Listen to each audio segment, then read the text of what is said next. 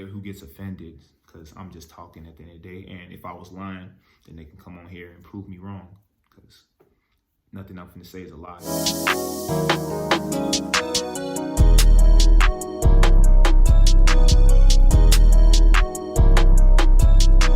What's good, YouTube? It's your boy 21 Taiwo back at it again with another video for y'all.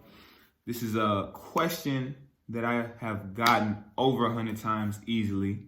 So I am on here, letting you guys know about the process of becoming a pro. Everybody's process is different, so I'm just gonna walk through what I went through to become a pro. Before I start this video, I would like to shout out the person who pulled up next to me at a red light in Gittigan, and I rolled down my window. He said, I really enjoy your videos. Please keep making more, and good luck tomorrow in your game. And I really appreciated that. That really meant a lot to me, and it made my day. So if you see this, please comment or something so I can know who you are. And yeah, shout out to you, man. Before I walk through what I did to become a pro and what I went through to become a pro, I want to run through some statistics on how hard it is to, progress in the rankings of basketball as far as playing college ball and playing in the NBA. I don't have any statistics for overseas because there's so many overseas basketball leagues that I don't think anyone could get all the players' demographics and put all that together. So I'm going to start off with high school senior basketball players who go on to play NCAA men's basketball is less than 1 in 35. So that's 2.9% approximately. And NCAA senior players drafted by an NBA team is less than 1 in 75, or 1.3%. As you can see, I beat the 2.9% odds, but I did not beat the 1.3% odds. I still beat odds because I am a professional basketball player. And the NBA is my goal eventually, but I wasn't drafted. But like I said, everybody's process is different. Okay, so next I'm going to run through my journey, just a quick journey, because I'm going to make a separate video on this about my whole basketball journey from day one to now. But just a quick run through, starting with my senior year of high school, 2-star recruit. All D1. I had a few D1 offers. Ultimately chose to go to the University of Illinois Chicago in Chicago, Illinois. Freshman year, injured, fractured bone in my left leg. Was out for like 6 games, came back, did what I had to do. Didn't average much. Freshman, tweening, learning the game, whatever. Sophomore year, went through a few coaching changes. Ultimately got a new coach and a new coaching staff, Coach McClain. Shout out to Coach McClain because he, gave me the confidence to help me believe that I could actually become a pro, as well as Coach Seth and a lot of other coaches that came along the line, Coach D. But that's, besides the point. You don't know who these people are, obviously. But after sophomore year, that's when I really started taking the game serious. I don't think I took the game as serious as I should have because I had a lot of distractions. I had a lot of stuff going on. So junior year, before junior year, the summer of junior year, before junior year, I really started working on my game with the coaches and really learning how to play basketball and really becoming the player I am today, as far as, athleticism and catching lobs, shot blocking, all that. I've been a shot blocker like my whole life, and throughout my college career, but this junior year, I really showed that I could score the ball, at a high clip. And I got a lot better junior year. Junior year was probably the best year statistically in my career. Senior year, numbers dropped a little bit, there's a lot of, but there are a lot of NBA scouts, in the gym, watching and all that. And I was invited to Adidas Nations tournament twice, once junior year and one senior year, or one sophomore year and one junior year, one of those. And my junior year, I really did really well there. I got all tournament team or whatever. So my senior year, numbers dropped a little bit, but nevertheless, I did a lot of good things that year. Top 5 in the country and like shot blocks. broke the conference and school record for shots blocked. And after that, I really started focusing on picking an agent. So now I'm going to get into how I chose my agent and how I found my agent. So I said how I found my agent, but I didn't find my agent. That's not the same for everybody. Some people find their agent, but ultimately my agent found me and contacted me, as well as a lot of other agents. So what I did was that, stayed in contact with a few different agents, had, phone conferences. I had dinner with a few agents, whatever. And I ultimately chose the agency that I'm with now, Edge Sports, because, they just gave me the best vibe as far as, people. And they've had my back from day one. They really held me down as far as my career goes. So I thank them for that, and I made the right decision. But the process is not the same for everybody. Some people might have to really go out and about to find an agent, which is cool. Everybody has their own thing or whatever. Everybody has their own journey, so don't be discouraged. If no agents haven't hit you up yet, go out there and search for some. You can go on LinkedIn, search FIBA basketball agent, go on Facebook or whatever. So yeah, that's how I ultimately chose my agent. That's how the agency process goes. So now to get into the first time I went overseas. It was a month after my last college game. Very unexpected. I was actually getting ready, for the NBA draft and all that stuff. But my agent hit me up. He's like, "Oh, there's a great opportunity in Spain, best league. It's probably like top 3 league in the world. The ACB Spanish league. Team from there was interested, so flew over there, did my thing, did what I had to do for a month and a half, and came back. Worked out with a few NBA teams, the Hornets and the Warriors, and I ultimately played summer league with the Suns. Then after that, I went to Greece. 3 months in, didn't work out, so I'll get into that later. Didn't work out, came back, got an x-ray, found out I had an injury in my leg, whatever. Healed from it, took about a year, so I was out for all 2019. Almost all 2019. December, I signed in the NBA G League with the Hornets G League team, and then COVID-19 came in March, whatever. And then July, I signed overseas, where I'm at now, getting in Germany. So the journey is a very, testing journey, especially what I've been through already. So I'm very blessed to be where I'm at right now. But regardless, if you love it, you're never going to give up on it. I never gave up on it, even when, like, if you would have told me I would be out for a whole year because of an injury that didn't feel, major, but was, I would have laughed. But it is what it is. I stayed focused. I came back, and now I'm here and healthy, 100% healthy. So really, it's all about, staying mentally strong, having the mental fortitude to push through whatever endeavors come your way and whatever, obstacles come your way. So next, I'm going to get into dealing with family and haters and naysayers. So in most cases, your family is your biggest support system. But in some rare cases, your family can also be the one that could lead you to doubt yourself and really get in your head a little bit. So the thing I want to say with that is that with this game of basketball, it is not a forever thing. I'm 25. I want to play as long as possible. I really love the game, and I want to play as long as possible. You know what I'm saying? I'm taking care of my body so that can happen, so I can increase my longevity in this sport. But for everybody, you have a certain window of opportunity that you need to take before it closes, and you can't play this game anymore. So with that being said, do not let anyone influence your decision of playing professional basketball. I don't care what they got going, what they want you to do. Like, this basketball stuff is temporary. So when you have a chance to do it, you got to take it. I mean, in my opinion, unless it doesn't make you happy, then that's besides the point, whatever. So, but if you may have your girlfriends like, you do this, I'm going to leave you. If you go overseas and you leave me here alone, I'm going to leave you. You have families like, are you going overseas? You didn't make the NBA. Like, going overseas for what? Why don't you just do this or do that and get a regular job? Because they're not gonna pay you as good over there. Very false.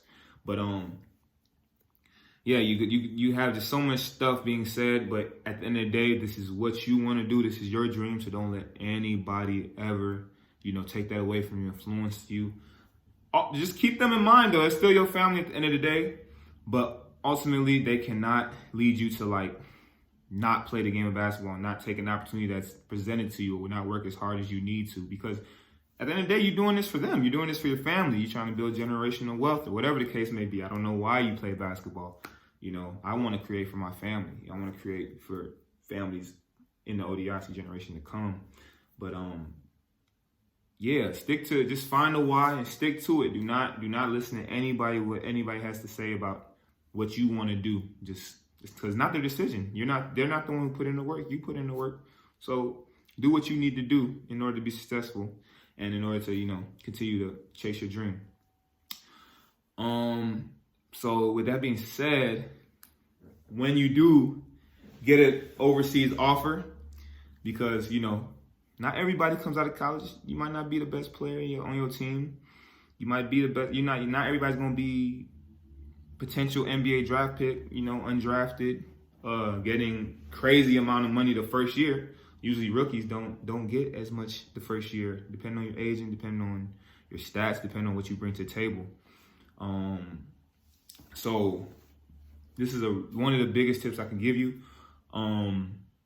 Please do not focus on the money your first year, your second year, depending on how you did in college and what college you went to, especially if you were in a D1 college or you played D2, D3, or you played lower Division 1. Worry about doing the best you can in the situation you're blessed with. Do not worry about the money. Humble yourself, please. Do everything you can do to be successful where you're at now.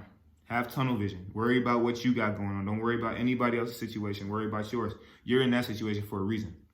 So continue to work on what you can do to be as successful as you can in that situation. Because eventually, once you start having good seasons, the money will come.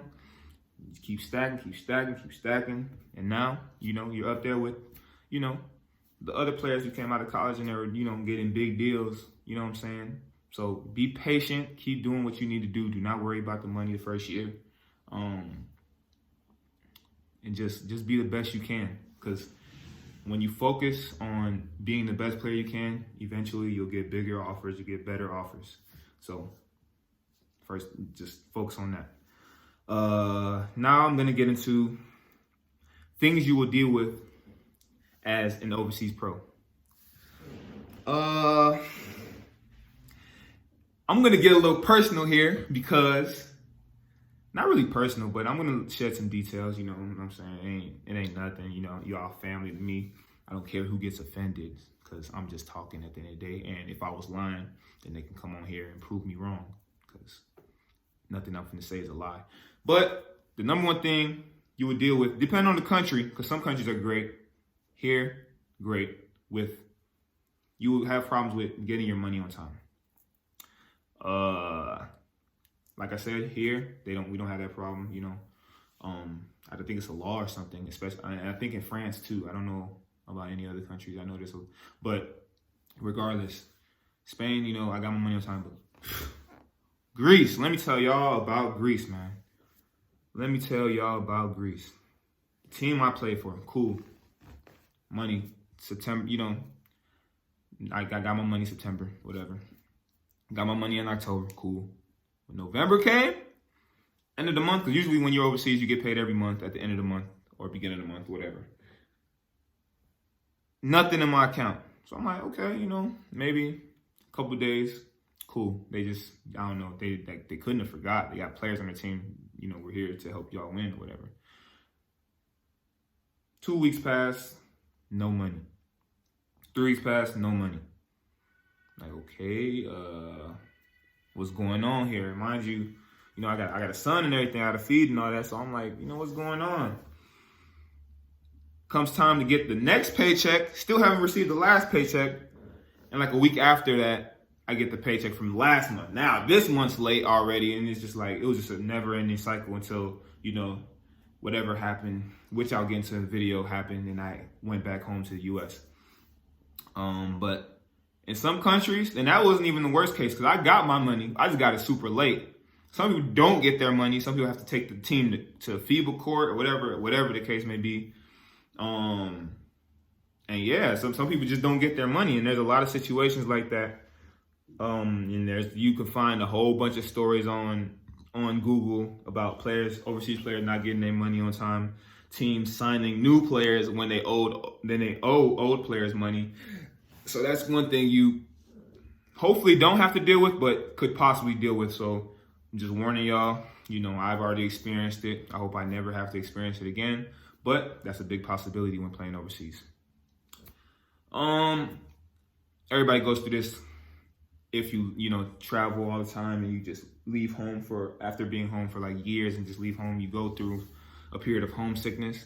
Personally, I've been leaving the house. I mean, I've been in places by myself since I was in like 7th, 8th grade, at a whole bunch of camps and whatnot. So the homesickness for me when playing overseas isn't bad at all. Like, I'm good right now.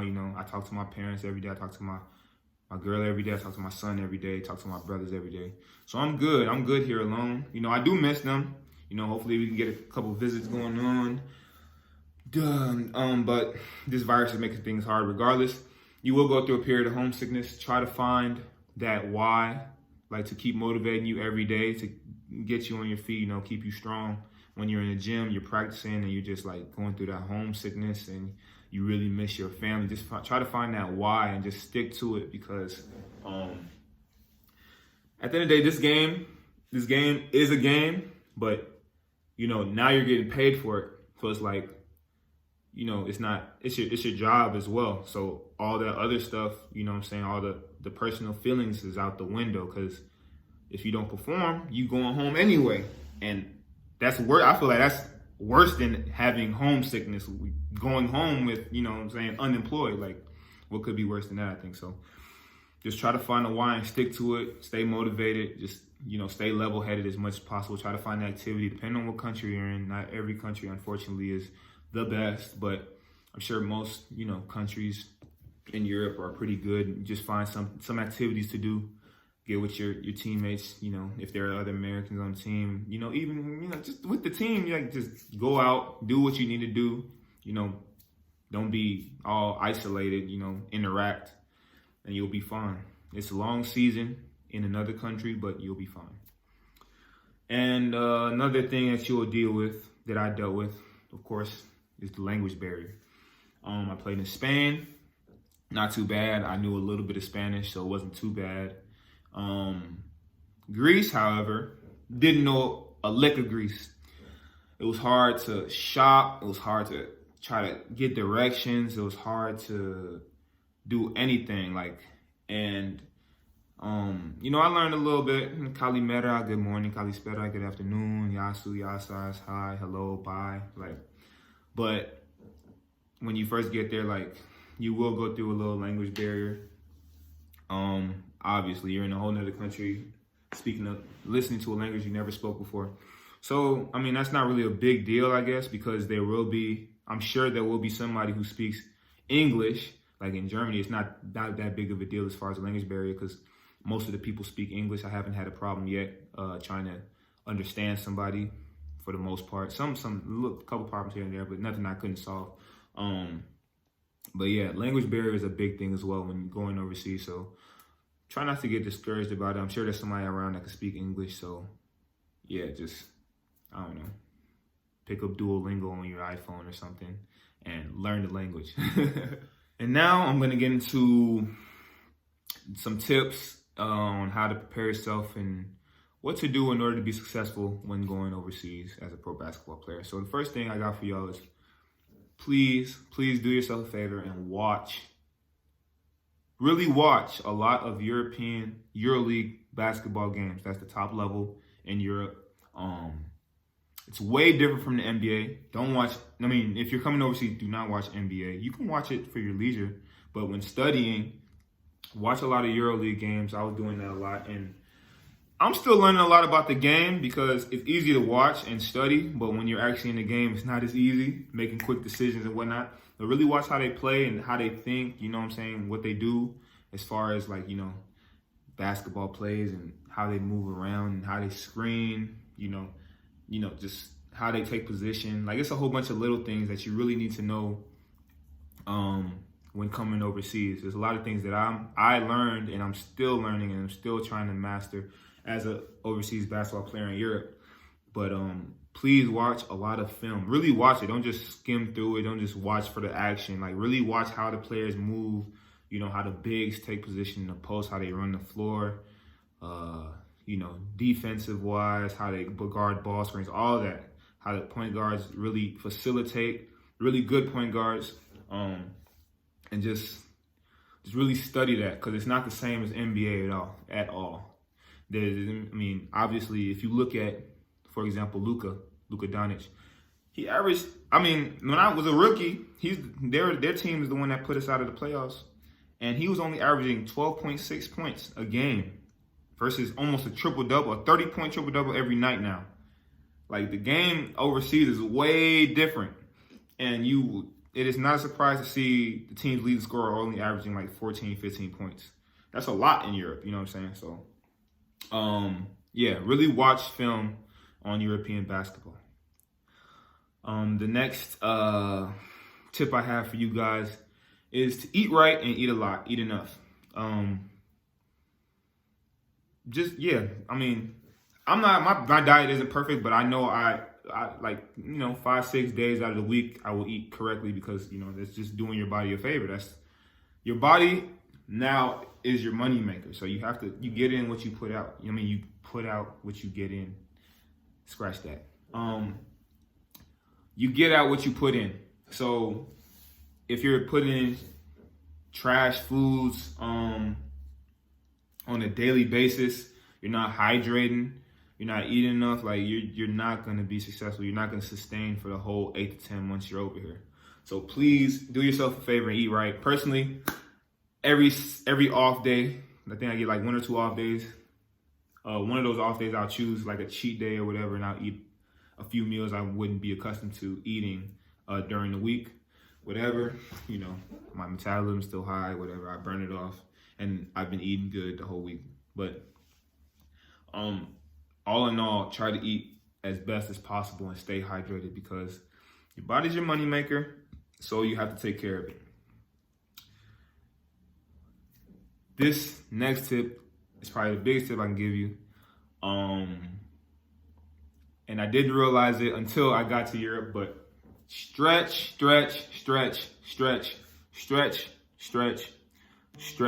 as much as possible.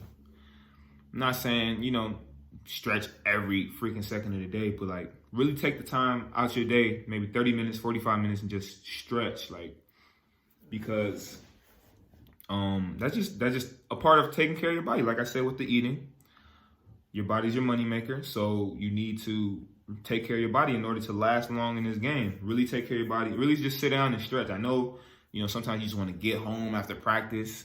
But like, for example, me, every day after practice, I try to take at least 20 to 30 minutes just stretching. When we come back for our second practice, I try to stretch before, then I stretch after again. Like, I'm really spending time stretching, and I haven't, really been sore because I've been stretching, and I feel really good. So really take the time to stretch. And if you need a stretching routine, I have a stretching video. Just refer to my videos, scroll down, and you'll see it right there. Easy enough. And the last tip I have for you should be something that every pro or aspiring pro should be doing anyway. Stay in the gym. Work on what you're great at. And just be like, when it comes to being a pro, not everybody come over and be a scorer. Not everybody can come over and, just get buckets. It's not like that. Like, they're not just looking for scoring. There's some people who get paid to shoot. There's some people who get paid to rebound. There's some people who get paid to protect the rim. So really aspire in being really great at one thing. You don't be a liability. Obviously, work on your shot, work on your post moves, work on whatever you need to work on offensively and defensively. But usually when it comes to playing in the higher league, they're choosing to pay you money to come to their team because you're really great at something. So really aspire to being good in that role.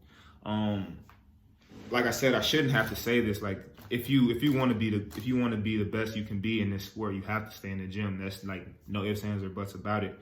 I know there's a lot of guys that be, oh, I'm in the gym, they want to record everything. Like, I posted my workouts from time to time, but it's just people posting their workouts every single day. Like obviously, you know what I'm saying? It's a job. I seen a tweet like a year or two ago. It's like, your mom, when she go to work, don't post her job every single day. Your dad don't post his job every single day. So why would you post you working out every single day? Like, for example, you know, sometimes I have videographers and photographers that, you know, make a video for me out of, you know, respect. I post it, tag them, you know, just give them the notoriety that they deserve because they took the time out their day to make that for me. But why post your workouts every single day? I don't get it. Like, it's just, to me, I'm just gonna assume that you're not used to getting in the gym. So you're really just doing it for the clout. You're really just doing it for social media, and that shouldn't be your main motivation in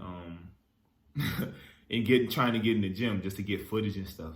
So really stay in the gym if you really want to be the best pro you can be. I mean, there's nothing I can explain more than that. It's self-explanatory. So yeah. And that's all I have for y'all today. Hopefully I didn't miss, you know, anything. Try to give you everything I had in my knowledge. So if you got value from this, please share, like, comment, and subscribe. And until next time, peace.